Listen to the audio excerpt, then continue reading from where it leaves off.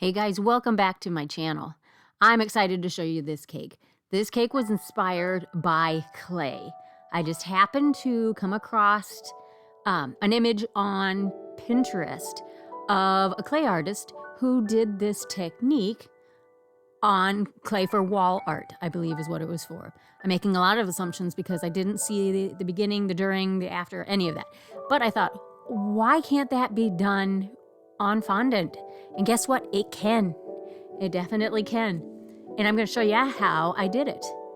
But we're going to go ahead and get our cake coated in buttercream. Now, I'm not going to lie, this cake is repurposed. My demonstration cakes are not eaten. So with a busy schedule, I am going to be using and reusing these cakes here and there, just depending on what I have going on in my personal life and how much time I have. So this one is one of those.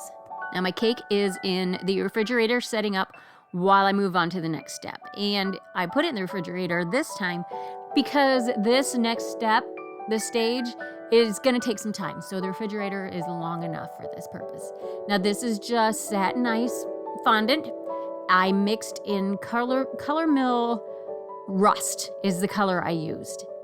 And I put a lot of shortening in the fondant itself because it needs to be pliable enough to accept the impression that I'm going to be doing. So maybe for this amount of fondant, mix in about, a tablespoon to 2 tablespoons of shortening along with your color.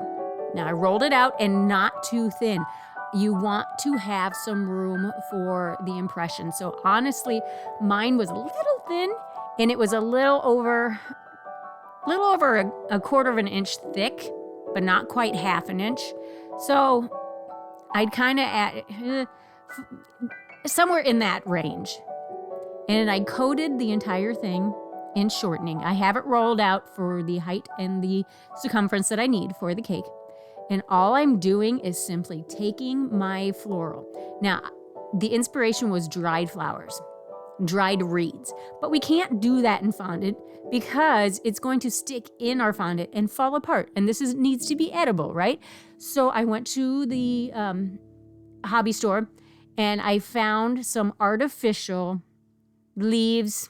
We're going to call them leaves, reeds and floral that are to mimic the dried flowers, but aren't going to fall apart. And these need to be more, for this part, flat to get a good impression. Then I put a piece of parchment paper on top, and this is just a shelf from the refrigerator. You need a board that's wide enough to help you get an even pressure on top of your fondant, so you get a good impression. And then go back and kind of make sure that you got a good impression with your fingers if you need to. And then just pull them up when you feel like you've got a good enough impression. And you might need to use a tool. I'm using my X-Acto knife to help pull those out of the fondant. This is where you can see at the bottom, it's a little too thin. And if I had done a little bit thicker fondant, I probably wouldn't have run into that problem. I did the background first. I wanted the background to be those flat leaves and reeds. And then I'm going back in with random other, buds, and those are those little cottonwood. Is it cottonwood? And just some other nice textured elements. Now, I wouldn't do like a flower because I don't think it would leave a deep enough impression, but this is my first time doing it. Maybe I'll try again sometime and use something else.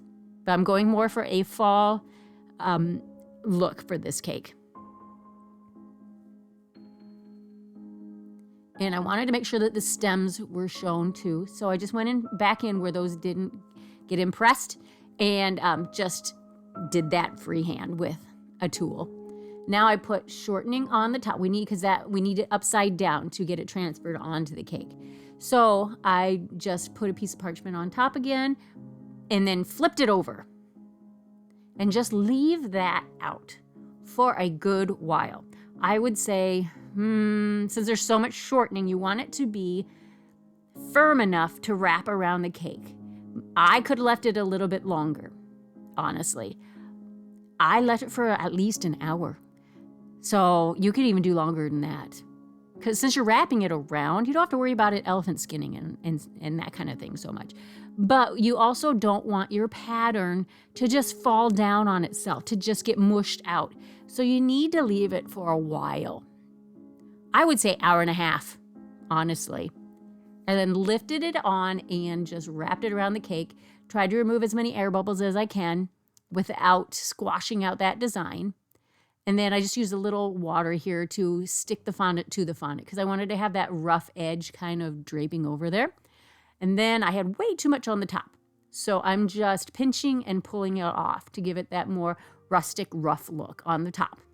Now this piece of fondant is going to be in some spots a little thicker than some might want to eat. So you can even just easily just pull that wrap off. It's that easy because I attached it with just shortening on the buttercream. So it just pulls right off. And then I'm going to make a little floral arrangement here. So I'm just arranging it and then wrapping it with some floral tape to anchor them together. Because I'm going to put that ribbon around it.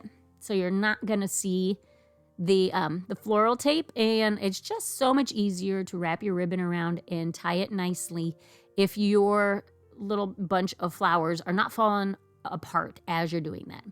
And then I just cut off the excess off the bottom. And now I can just easily wrap it around and tie a nice little bow.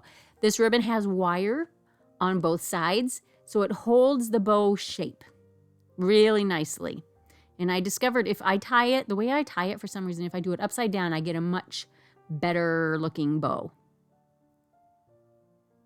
And just fluff your ends, and you can cut your end pieces to the length that you need. But I held off on that until I found out exactly where I was going to put it on the cake. And then I cut off the extra. And I'm just using my palette, my edible petal dust palette, to redefine. But I didn't want to add necessarily color, but it seemed a little flat. So I wanted to define some things. So I'm just going in with and dry brushing it with a fine brush in the stems. And then I will go back and use a fluffy brush with the deeper earth tones to add a little bit of definition on where the leaves were and pretty much everywhere. But I'm using the deeper tones, the fall tones, the burnt yellows, a little bit of deep green, the oranges, the rust orange and the rusty, that right there is kind of like a burgundy color. And just dry brushing it on here. I'm kind of adding some shadowing just on the edges to give it that weathered look, and then along the bottom and the top, and in the crease on the top where the top piece meets the side piece, just to add some shadowing too.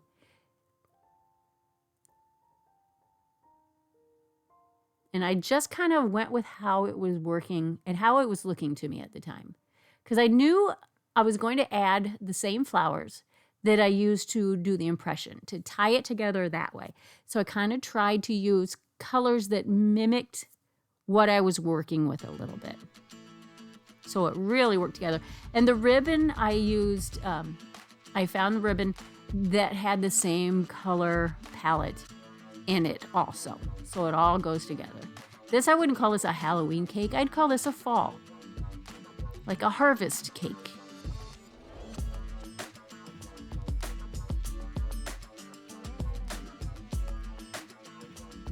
And some of these I did two tones. I did a tone in the middle, and then I did another tone on the ends, because those leaves it was deeper in the center, and then it had more of a harvest gold kind of on the ends, on the edges, so I did that too.